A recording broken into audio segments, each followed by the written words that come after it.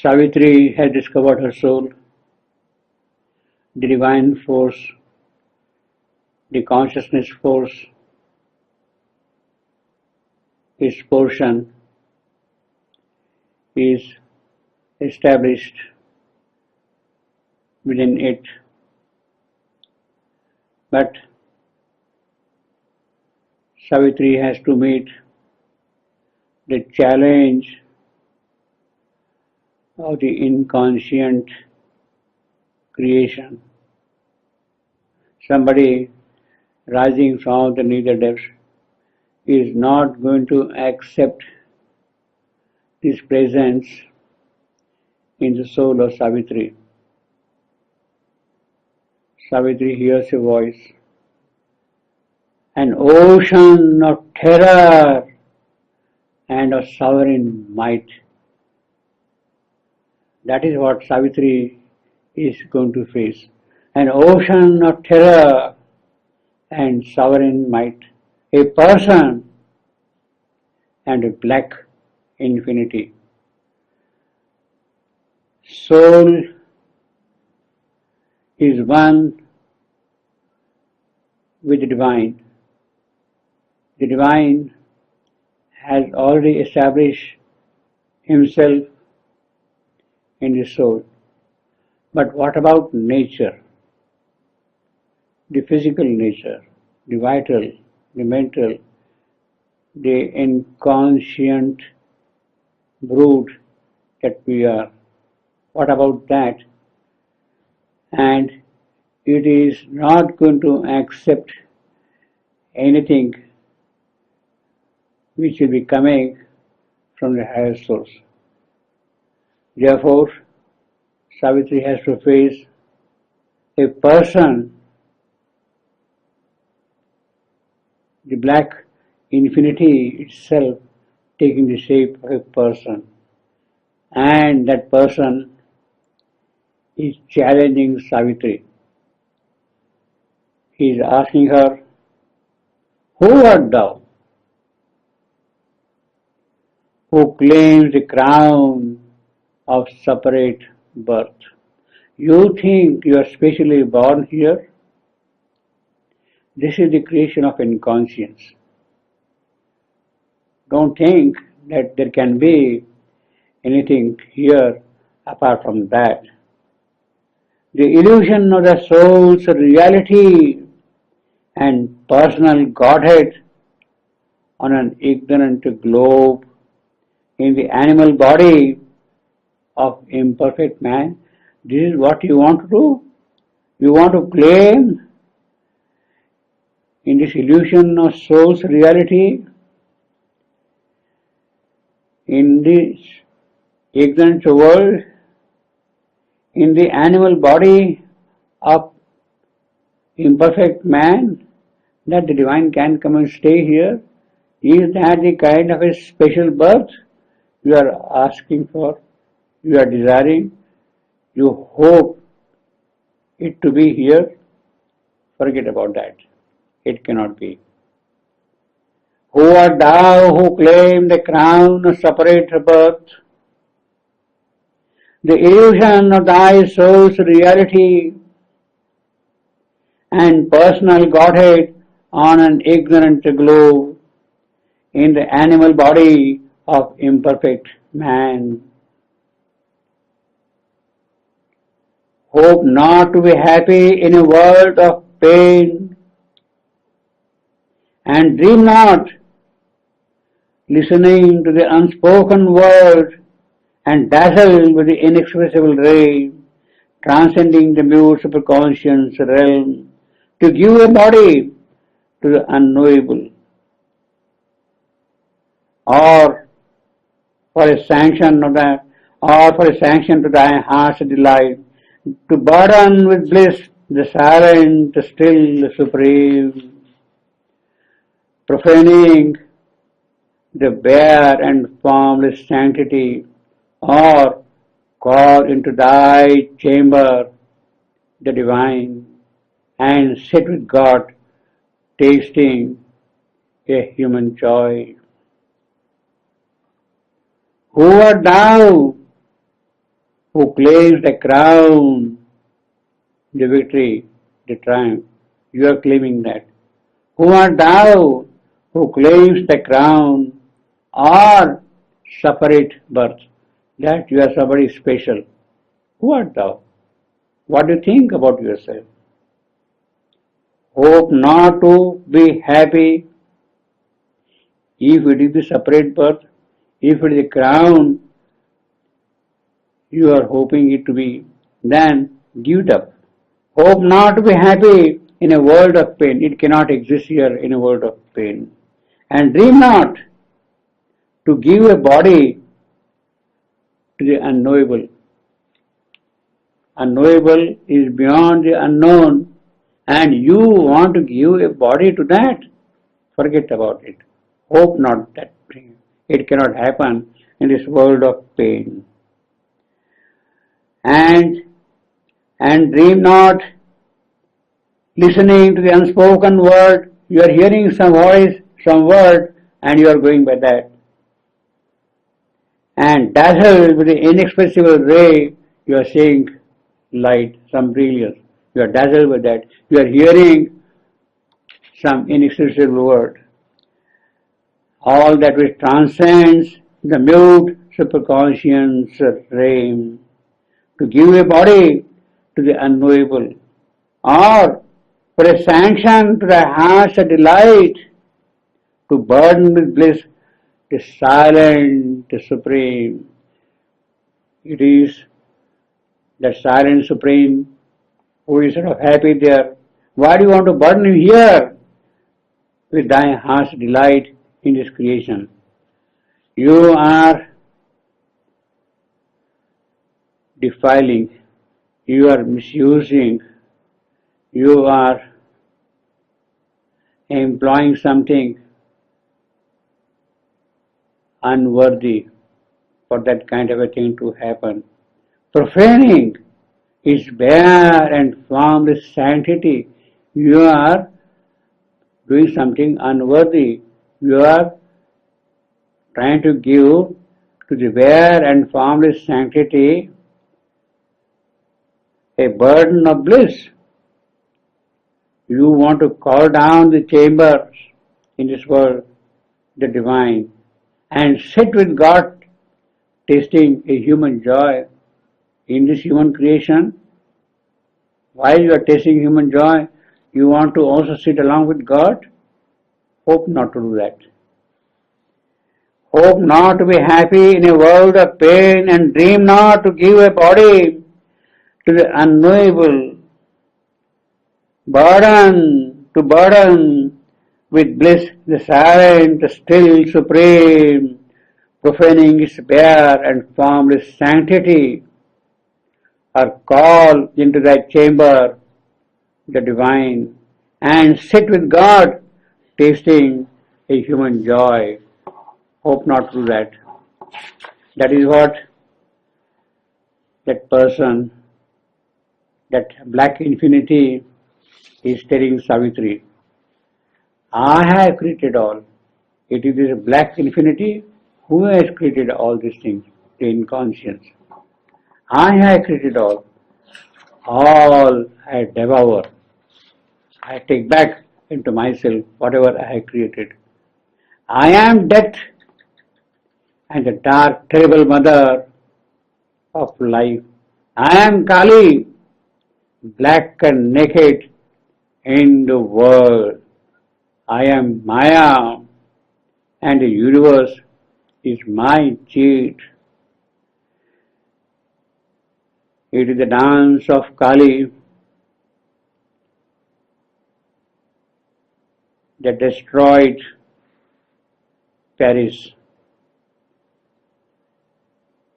in the early years of the Second World War. Kali in her naked dance. I am Kali, black and naked in the world. She wanted to destroy the whole civilization. She wanted to put the clock of destiny back by 50,000 years. And this is what happened. I have created all I devour. I am death and the dark, terrible mother of life.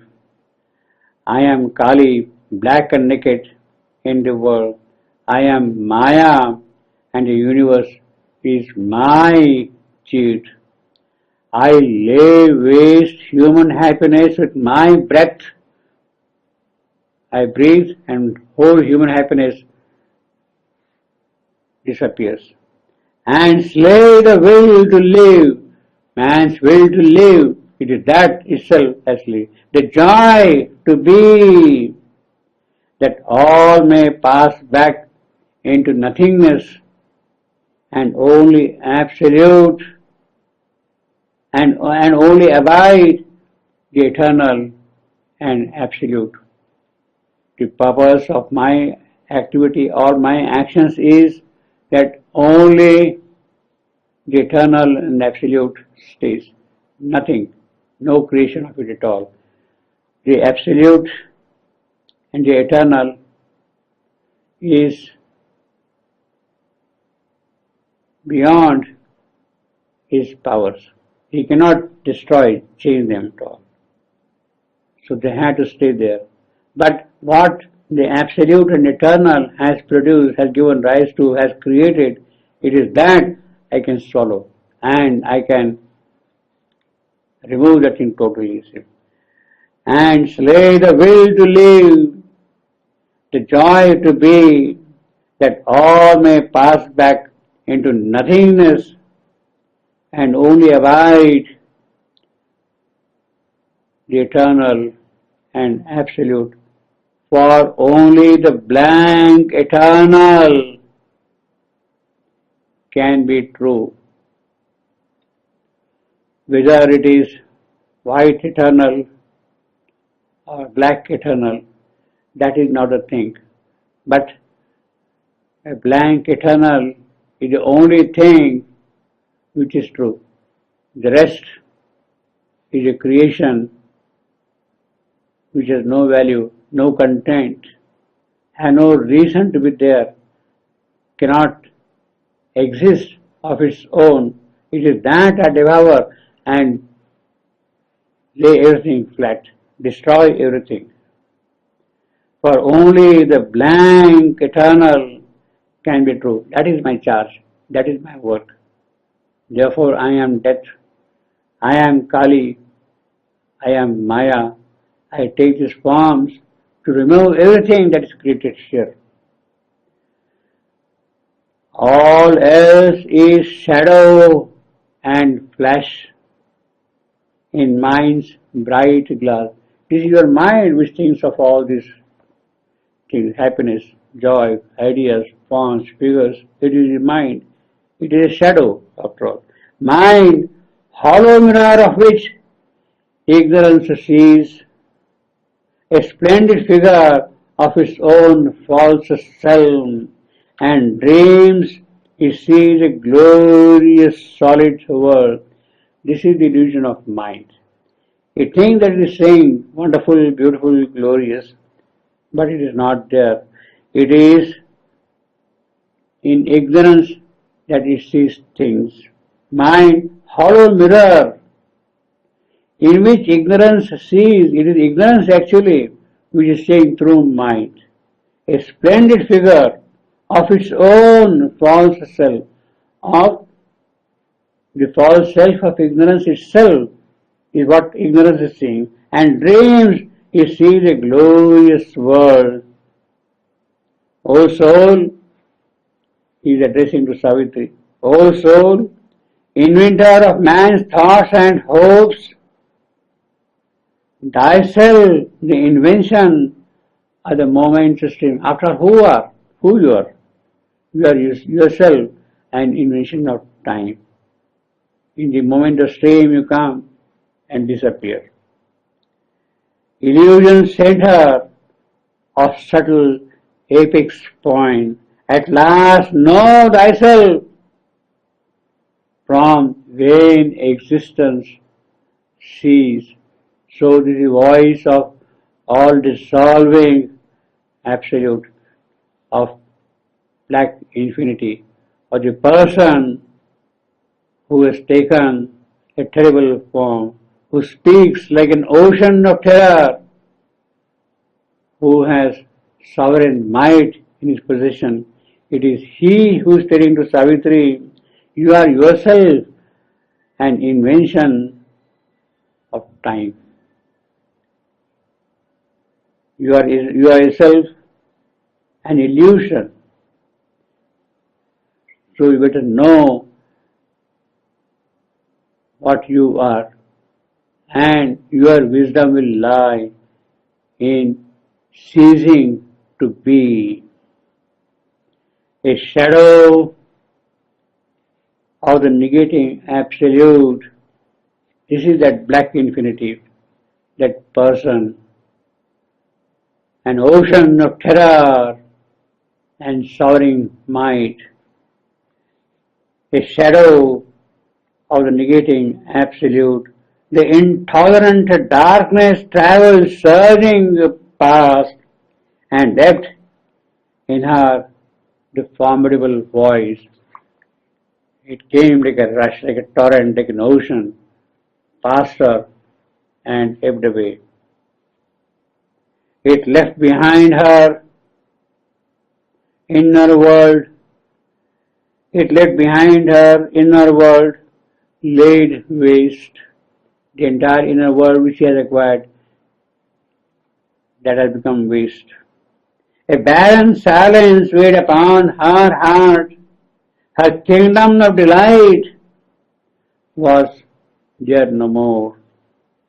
Her kingdom of delight was there no more. Only her soul remained. Its emptied stage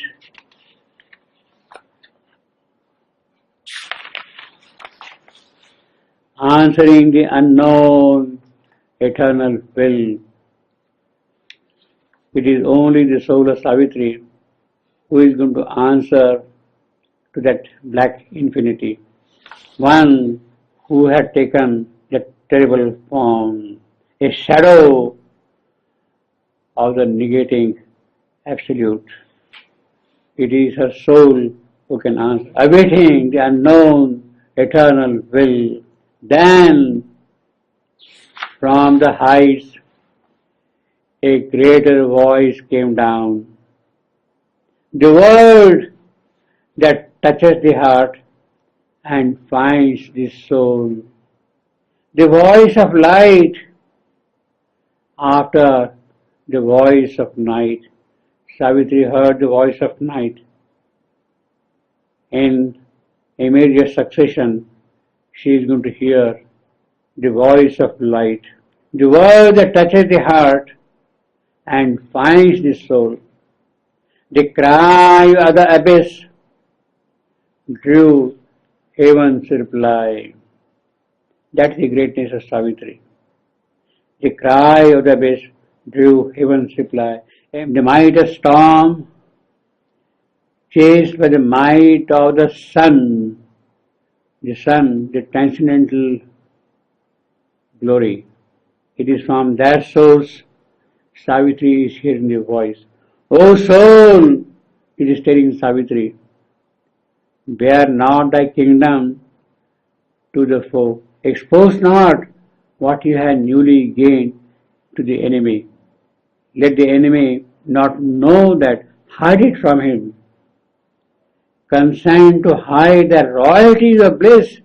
This is your royal position, great position, majestic position. Don't expose it to the beggars. Let time and fate find out its avenues and beat the thunderous knock upon thy gates. Hide what you have gained so far. Hide while thou canst that treasure of separate self. Behind the luminous rampart of thy depths, till of a vaster empire it grows part. Till of a vaster empire it grows apart. Savitri has discovered her soul. The divine consciousness force is seated in it. But that is the siddhi of an individual, a realization of an individual. It has to become universal. If it has to become universal, Savitri has to first meet the challenge of the dark infinity. One who opposes the absolute rule, the rule of light here, she has to meet the challenge. And therefore, when she meets the challenge and establishes her realization in the vaster context, till of a vaster empire, it grows apart. Savitri has to go further. From the individual, she has to now see the entire problem of this opposition in the context of the creation. The problem, the challenge faced by the denial, by the doom, one who arose from the abyss. It is a challenge which is essentially the challenge in the context of the necessary universalization of Savitri's realization. Individually, she has gained all. She has to gain it now for the cosmos, for the universe. So last time we heard the voice of black infinity, the voice of night, of the intolerant darkness. He was asserting that nothing can exist here except the blank eternal. He is there to devour everything. He is death, he is Kali, he is Maya, and he is there to lay waste human life and human existence. Nothing can stay here. Nothing should stay here. Nothing will stay here. That is his assertion. What can abide here is only the eternal and absolute. The rest is only blank. All else is shadow and flash in our minds, a dream of our souls. Our soul is the inventor of our hopes and longings and our desires. Savitri heard this voice, but soon following this voice, she also hears another voice. Savitri is a person who at every important stage of her yogic life gets divine guidance. She is fully open to the divine source of hers, and at every stage she receives the necessary instructions. This is one of the most important instructions Savitri is going to receive, that she must annul herself totally, that only God be. The rest should not count for her at all. awaiting the unknown eternal will. Savitri is there. And then from the heights, a great voice came down, the word that touches the heart and finds the soul. That voice is directly entering into the soul of Savitri. The voice of light after the voice of night. The cry of the abyss drew heaven's reply. A mighty storm chased by the might of the sun. And what does that voice tell? That voice tells to the soul of Savitri, O soul, bear not thy kingdom to the foe. Don't expose yourself to the enemy. You have won something very precious, and guard it from the enemy. O soul, bear not the kingdom to the foe. Consent to hide the royalty of bliss, lest time and fate find out its avenues and beat with thunderous knock upon thy gates. Kala and Niyati, time and fate, they will be chasing you to seize that royalty of bliss which you have won. They would like to snatch it away from you. Kala and Niyati, fate and time, they would like to snatch it away from you. Consent, therefore consent to hide thy bliss. Hide whilst thou canst the treasure of separate self. You are somebody unique, somebody distinct, somebody who will be haunted around for the precious things which you owe. Behind the luminous rampart of thy depths, till of a vaster empire, it grows part. Take care to conceal it from the enemy. Hold it back till of a vaster empire of the cosmos, of the humankind, of this creation.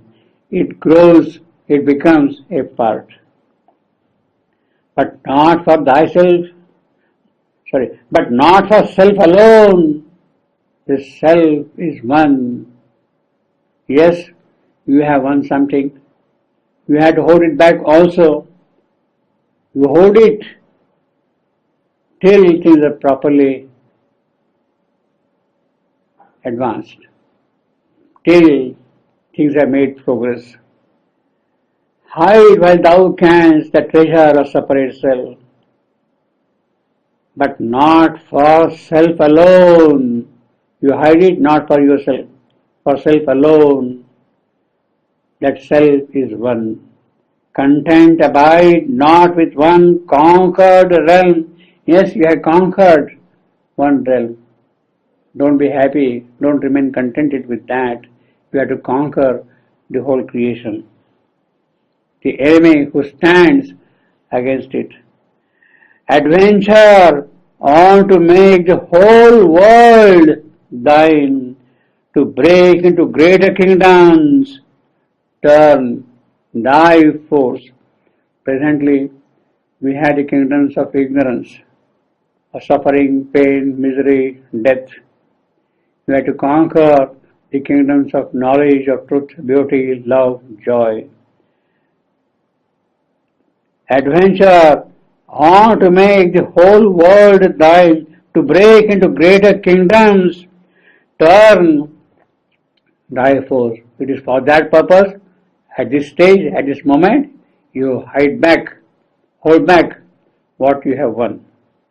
Fear not to be nothing, that thou mayst be all. it is a part of pragmatism to be nothing so that you become all. Fear not to be nothing, that thou mayst be all. Ascend to the emptiness of the Supreme, that all in thee may reach its absolute. All the qualities which are there in you as a human, those qualities have to become absolute in the supreme sense of the spirit. And for that purpose, hold back your precious gains. Ascend to the emptiness of the Supreme. Well, that really seems to be the whole purpose, whole meaning, whole occult content of Nirvana. Buddha's Nirvana is for that purpose. Ascend to the emptiness of the Supreme, so that all may be yours. Fear not to be nothing, that thou mayst be all. Ascend to the emptiness of the Supreme, that all in thee may reach his absolute. Accept to be small and human on earth, interrupting the newborn divinity, that man may find his utter self in God. That is the whole purpose. Interrupt the moment so that man may find his utter self in God. That is the whole idea of this Nirvana into which you must enter. If for thy own sake only thou hast come, if it is for your own sake, for your personal individual gain, you have come here. If for thy own sake only thou hast come, an immortal spirit into the mortal world, you are immortal. That is your home, native place to live there. You have accepted the mortal world.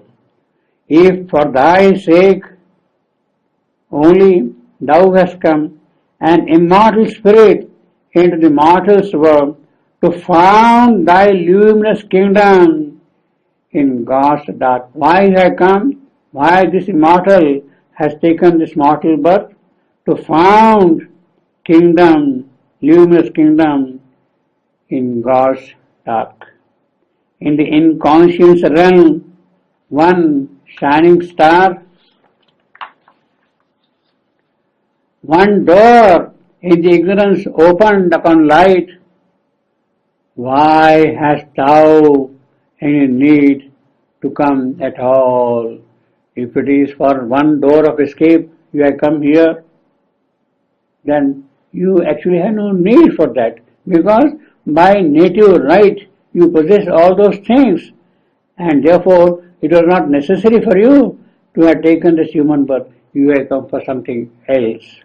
You have to hear in this world something which will be not only for you but for the whole mortal creation.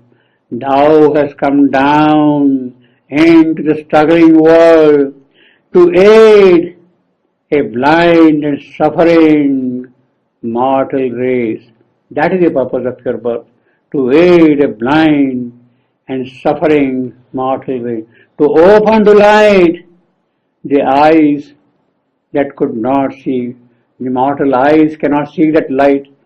You have come here to see that those eyes open out, to open to light the eyes that could not see, to bring down bliss into the heart of grief, to make thy life a bridge betwixt earth and heaven.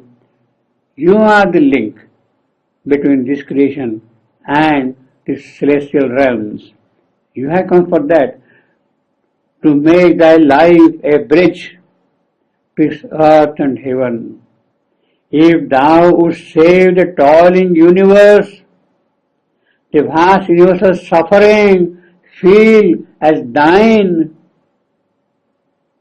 Thou must bear the sorrow that thou claimest to heal. You must accept the sorrow of this.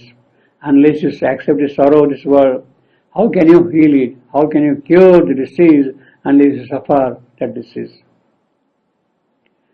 The day bringer must walk in darker night.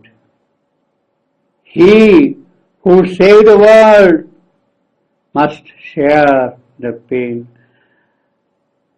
Human comes here, the incarnate comes here, takes human birth in order to share the pain of human life. In order to share, because only by sharing that pain can be removed. He accepts ignorance. Only by accepting ignorance that it can be removed. If he knows not grief, how shall he find grief's cure? If far he walks above mortality's head, how shall the mortal reach that too high path? If one of theirs they scale heaven's peaks, men then can hope to learn that Titan climb. If a human being can climb that tall peak, that difficult peak, then there is a possibility of the rest of them to make an attempt. You have come here, taken human birth, and unless you do that, how can others do that? You are the only one who can do that, and you must do it. If one of theirs they see scale heaven's peaks, man then can hope to learn that Titan climb. God must be born on earth and be as man. That man, being human, may grow even as God. He who saved the world must be one with the world.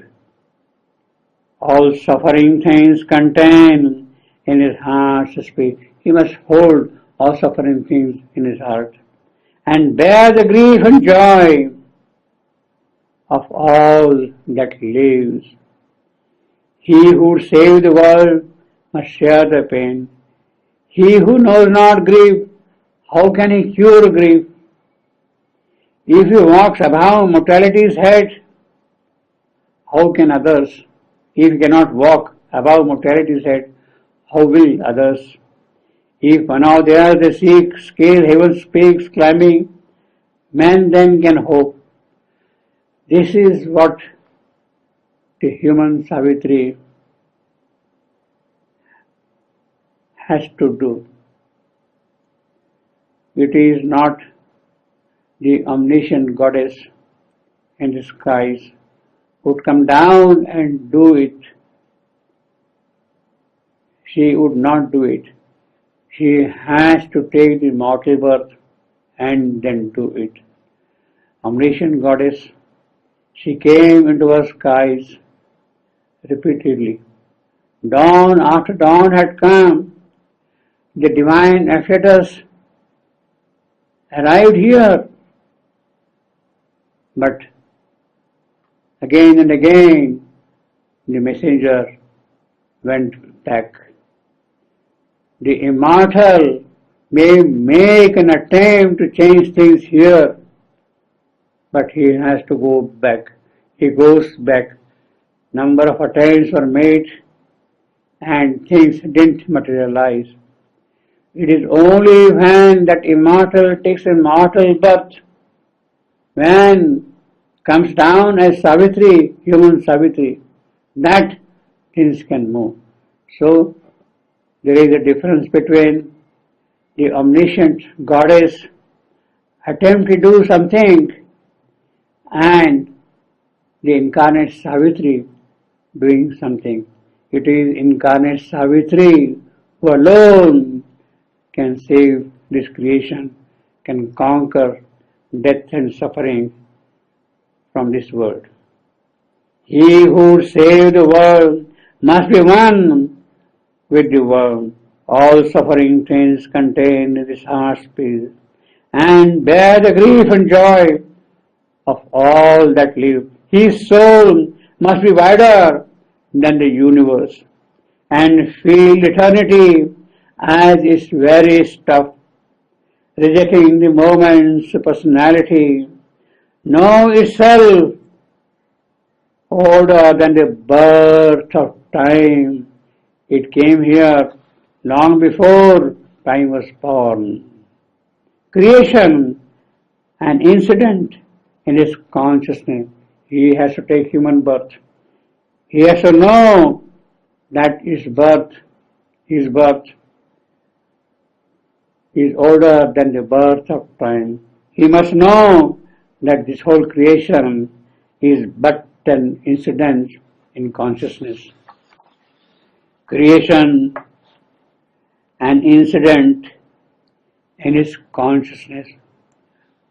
Arcturus and Belphegor, grains of fire, circling in a corner of his boundless self, the world's destruction, a small transient storm, and a calm infinity.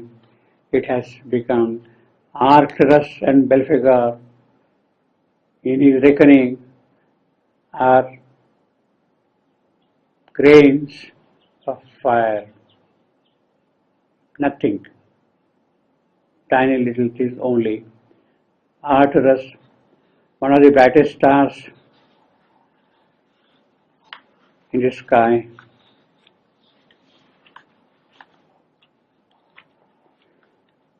Star not too far away from us, 36.7 light years away from us. It is a star in the constellation of Bootes. And it was known to the ancients also, since ancient times. The Greeks called it the guardian of the bear, guardian of Ursa, bear Ursa, and Ursa Major and Ursa Minor. Belphegor, one of the 7 princes of hell. So these great figures, the great objects, the great beings, they are in the totality of this existence only small grains. Know thyself older than the birth of time, creation, an incident in its consciousness.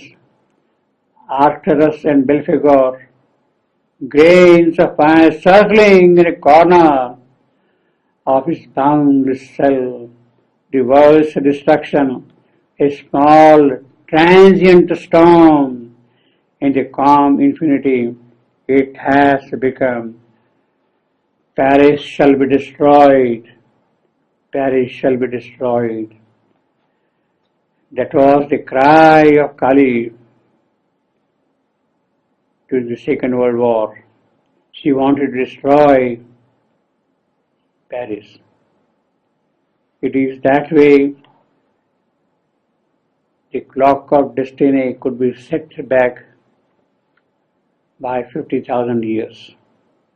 But then another force was set in opposition to that, and things took a different turn. And therefore, all that appeared was only a transient storm. The world destruction, Second World War, a small transient storm, and the calm infinity it has become. Is Savitri could consent to that calm, then she would be doing something great. In fact, Savitri's advice was that if thou wouldst a little loosen the vast chain, draw back from the world that the idea has made. The world is made by life. The world is made by mind. The world is made by thought. It is not made by real idea. And therefore, you have to draw back from this world for a while. If thou wouldst a little loosen the vast chain, draw back from the world that the idea has made, the mind's selection from the infinite, thy senses gloss on the infinitesimal sadhans, then shalt thou know how the great bondage came, why things are changed here. That you will know if you are able to draw back from this world. Banish all thought from thee and be God's void. That is the injunction Savitri is getting through the voice of light. Banish all thought from thee and be God's void. Then shalt thou uncover the unknowable, and the superconscious conscious grow on thy tops.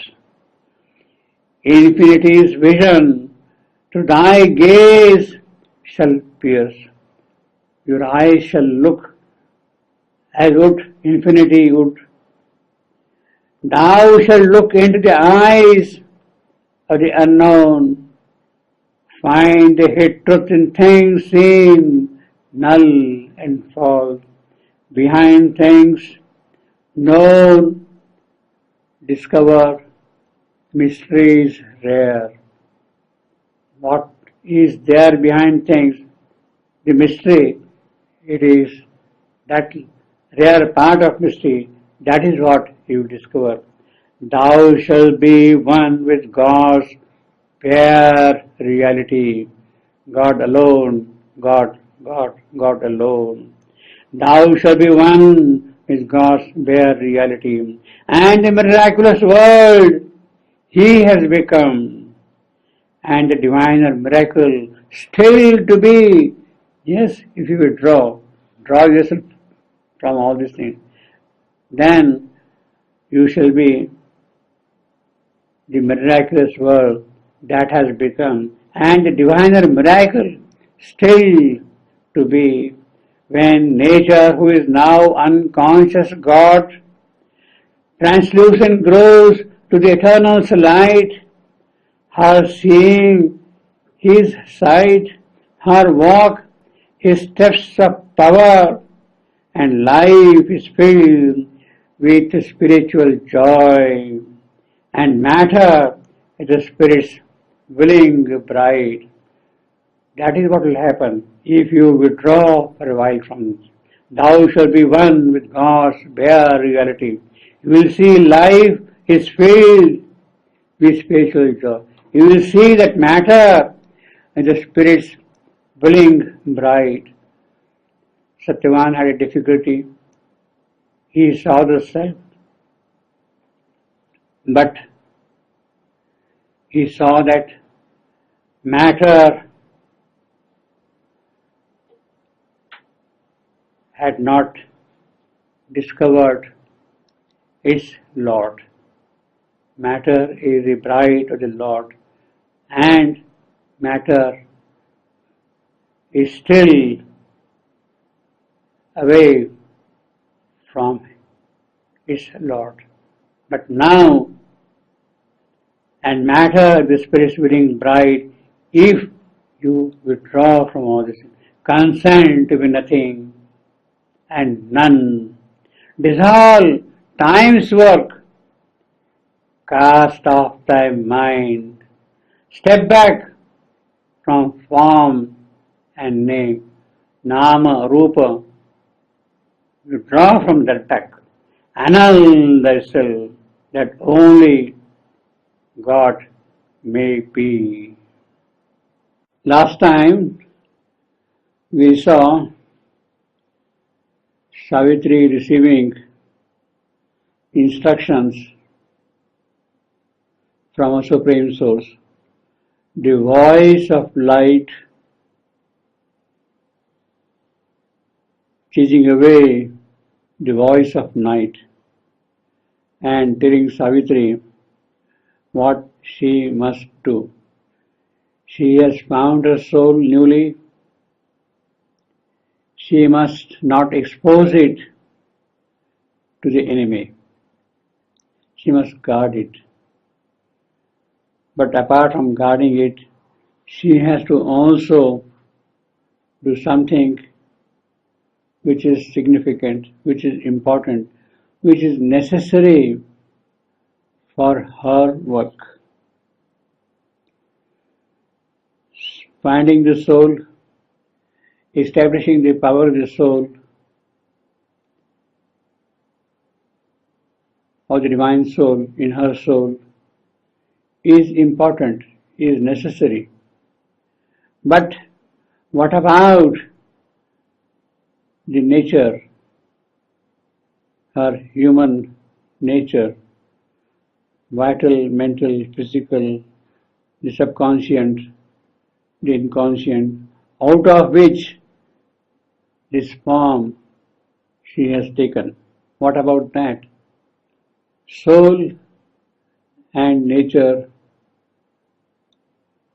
both had to experience, had to realize, has to establish in them the divine presence.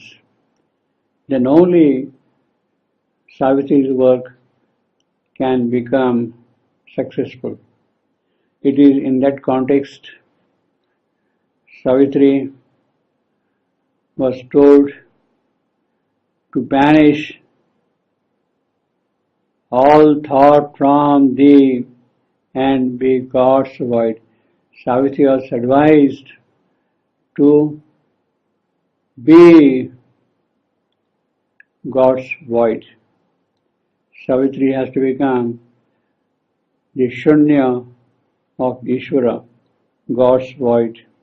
She must annul herself fully, completely. No trace of nature should remain behind.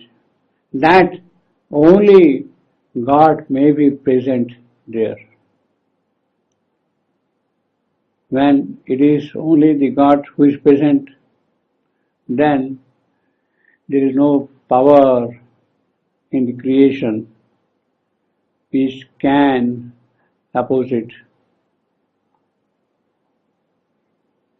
That is the advice Savitri is receiving. Annul thyself that only God may be.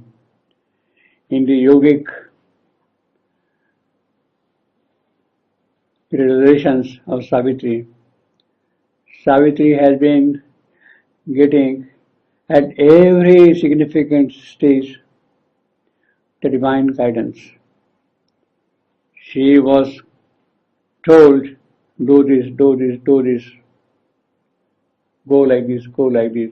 This is the last instruction Savitri is receiving from the divine source, the divine mother, the consciousness force herself who is telling human Savitri what she must do. Banish all thought from thee and be God's void. Be God's void, and then what will happen? She will discover, she will uncover the unknowable. In her, the superconscient will become conscious. Infinity's vision, it is through that she will look at things. her eyes will see the unknown. She will find the truth which is buried under the falsehood prevailing here now. Find the truth in things, behind things known. Discover mystery. Savitri will discover mystery in everything, in all the things.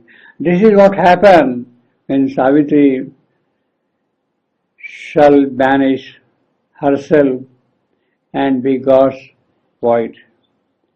She must consent to be nothing. That is the true nirvana, to be nothing, zero, absolute zero. She should be nothing, consent to be nothing, and none, dissolve time's work. All that had been happening until now, since the beginning of the creation, everything, time's work, till this moment, that must be dissolved. The past has to disappear. If the future in its true splendor is to arrive. Annul thyself that only God may be. Name, form, rupa, nama, whatever is there, all that has disappeared because they are part of time. So unless they go away, she cannot really have the true name established in her.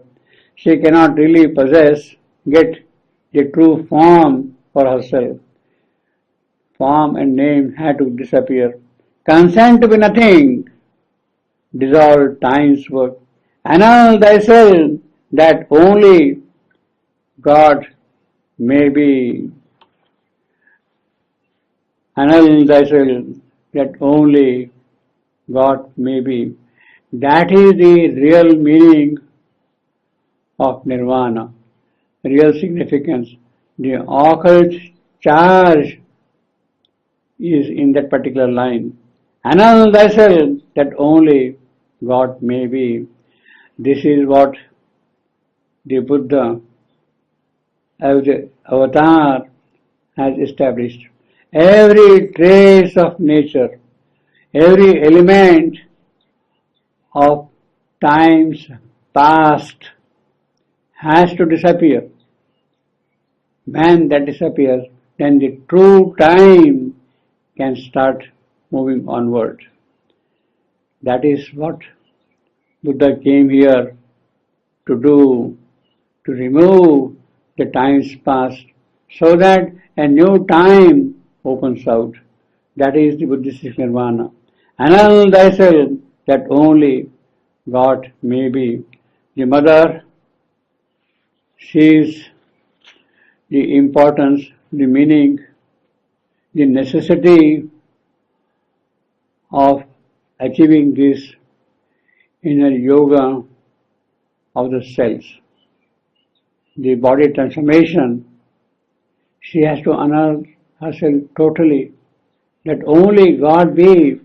What is present in the present cells, that has to be emptied out, and in that place the presence of God should be established. That is the yoga of the cells the mother had arrived at, and her success is entirely based on this particular yogic, occult yogic pursuit of hers, annulling herself that only God may be. Thy will alone, Lord, what thou willest, what you will. That is what the cells themselves are telling to the Lord, to the Supreme. In her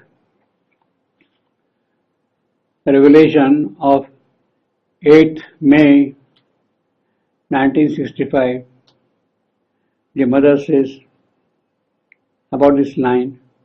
She narrates the Savitri background of this line, Shyavendu Savitri, where it occurs and what is the meaning of that. She says, first, Savitri meets her soul. She meets her soul in a house of flame. Savitri meets her soul in a house of flame. After meeting her soul in a house of flame, she enters into that house of flame and unites with her soul. She finds her soul, she enters into the house of flame and unites herself with her soul. She goes then into nirvana, unutterably effaced. Savitri has removed every trace of the inconscient nature present in her. She goes into nirvana, unutterably effaced, no one and null. She becomes a vanishing vestige like a violet trace.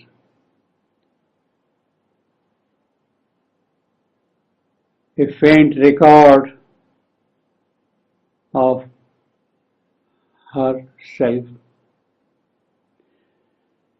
She was a point, she becomes a point in the unknowable. She becomes a point in the unknowable. She has totally dissolved herself.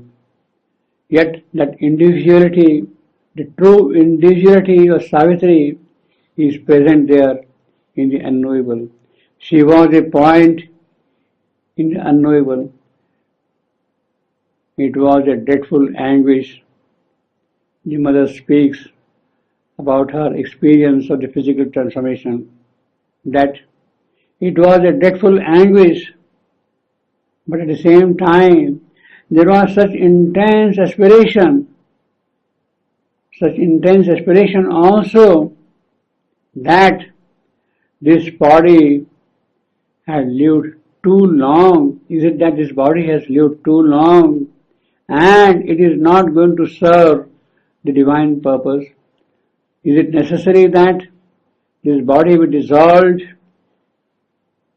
It has no longer the power of expression. The body is not in a position to express the powers of the spirit through it. And the body is set. But why, Lord? Why do you take away from me the power of expression? The body is asking the Lord, why He is taking away her power of expression? Because, is it because it has lived too long? Is it that has to be annulled? Only immutable peace can give eternal existence. The body has to realize immutable peace. Only then the eternal existence can establish itself in it. The idea is to cease existence. Existence has to go away in order to find immutable peace. Go away from existence and live in the immutable peace. Or could it be the other way around? But it is immutable peace that compels the cessation of existence. When the immutable peace is established, then there is no more existence. It is that immutable peace alone. It is that immutable peace which must be established in the body if true existence has to get established in it. in order to allow transformation to take place, this is what is required. It is immutable peace that compels the cessation of existence in order to allow transformation to take place. Therefore, the immutable peace first, then will come existence, then will come transformation. It is very essence of love that is unconditional, which will be established in it. Again, in a prayer, inner revelation of 13th October 1965, the Mother says, that's the state in which that exists. In that state, body doesn't dissolve. Only ineffable way of establishing harmony. Let us read that. 13th October 1965. There is a line in Savitri which says, annul thyself that only God may be.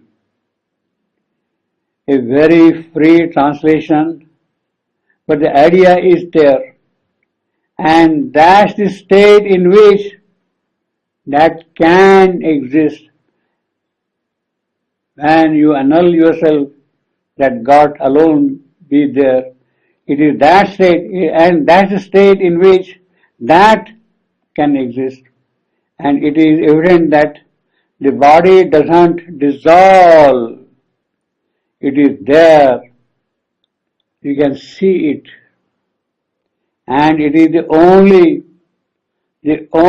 infallible way to establish harmony in the body, to establish the divine smile, the smile of the presence in the body. That is the only way to establish the smile of the presence in the body, by annulling that only God may be. All the rest, all the precautions, all the remedies, all that seems so futile and so inadequate. The only way for everything, annul thyself that only God may be. I do not have proof of the construction of something that had disappeared, that had been amputated or broken. I can't say, but logically it is the same thing. Annul thyself that only God may be. It is the only infallible way to establish harmony in the body. The smile of the presence. It is that alone which makes transformation possible.